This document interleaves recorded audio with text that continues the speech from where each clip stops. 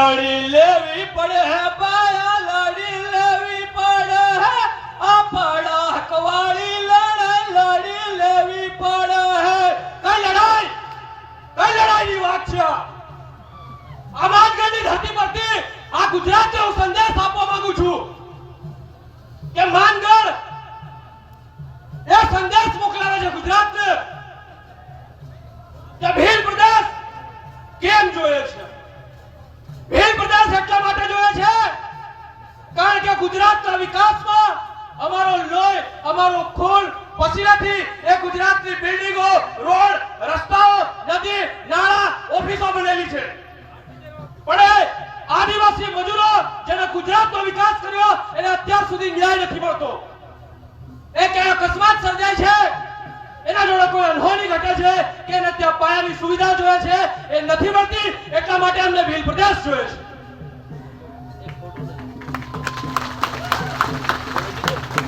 બંધારણમાં 5મી અને 6ઠ્ઠી અનુસૂચિ છે, શું તમે લાગુ કરી?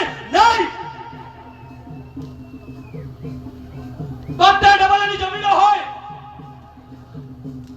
રૂઢિગત ગ્રામ સભા હોય, શું તમે લાગુ કરી અને અથવા લાગુ કરવા દીધી? નહીં. એટલા માટે અમારા ભીલ પ્રદેશ જોઈએ છે.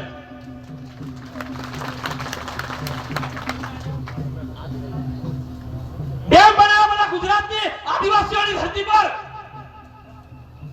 અમારા લોકોને વિસ્થાપિત કર્યા. ના જમીન આપી, ના શિક્ષણ આપ્યું, ના રોજગારી આપી, ના કોઈ સ્વાસ્થ્યની સુવિધા આપી અને અમારી જમીનો લઈ લીધી અને પાણી પહોંચાડ્યું સૌરાષ્ટ્રમાં અને કચ્છમાં. એટલા માટે અમારે ભીલ પ્રદેશ જોયો છે. દિલ્હી મુંબઈ ઇકોનોમિકલ કોરિડોર અમારી ધરતી પર કાઢ્યો, પાણીના મોલ પર જમીનો લઈ લીધી. અમદાવાદથી મુંબઈમાં બુલેટ ટ્રેન કાઢી અને એ પાટીદાર પટેલોના વિસ્તારમાં કરોડો રૂપિયા એ જમીનોનું વળતર આપ્યું અને અમારી જમીનો પાણીના મોલ પર લઈ લીધી. એટલા માટે ભીલ પ્રદેશ જો છે.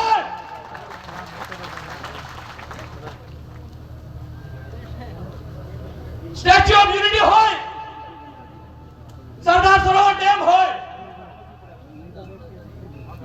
ઇકોનોમિકલ કોરિડોર હોય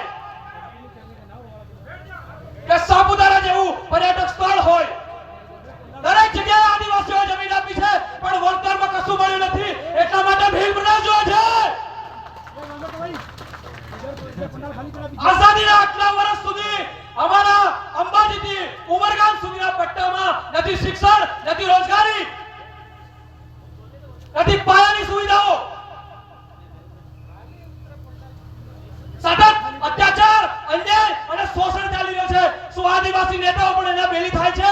નથી થતા. એટલે અમારે જાજો વ્યવસ્થાએ અમારે નક્કી કરવાનું છે કે અમારો નેતા કોણ થશે. એટલા માટે ભીલ પ્રદેશ જોઈએ છે. શું સુપ્રીમ કોર્ટમાં, હાઈકોર્ટમાં આદિવાસીઓને ન્યાય મળે છે? નથી મળતા. આજે પણ દાખલા ચાલી રહ્યા છે. આદિવાસીઓના નામ પર જમીનો, આરક્ષણ, નોકરીઓ, પેટ્રોલ પંપ, અલગ અલગ સરપંચ અને એમએલએ પણ ડુપ્લિકેટ બની ચૂક્યા છે. આ અમારા જોડે અન્યાય થઈ રહ્યો છે. એટલા માટે ભીલ પ્રદેશ જોયે છે.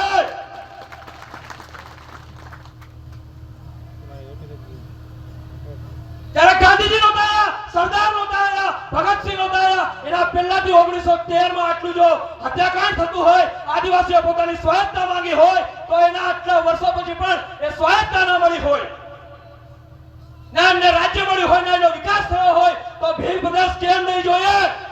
આ સરકારોનો સવાલ છે. તમે પણ નહીં રોકી શકો, તમારી આવનારી પેઢી પણ નહીં રોકી શકે. ભીલ પ્રદેશ અમે બનાવીને રહીશું. અમારા પૂર્વજોનું સપનું અમે સાકાર કરીને રહીશું.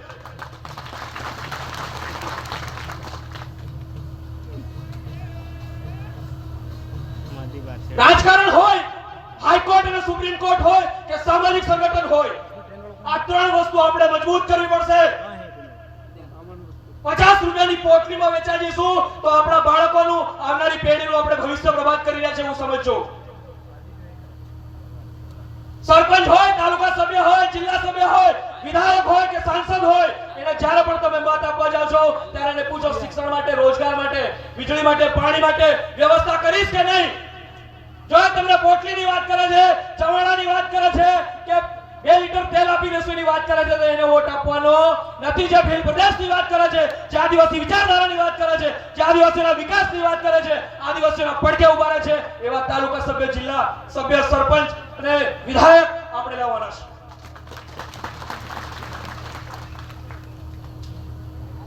આદિવાસી પરિવાર સમુદ્ર છે અને એના અંદર આપણે ભળવાનું છે. આ હરેક આદિવાસીને ખબર હોવી જોઈએ. એટલા માટે આ સામાજિક સંગઠન પણ એટલું જ મજબૂત કરવાનું રહ્યું. હાઈકોર્ટ અને સુપ્રીમ કોર્ટમાં ન્યાય લેવા માટે વકીલોની લીગલ ટીમ આપણે ઉભી કરવી પડશે દરેક તાલુકામાં, દરેક જિલ્લામાં, અને તેના માધ્યમથી હાઈકોર્ટ અને સુપ્રીમ કોર્ટમાં પણ લડવું પડશે.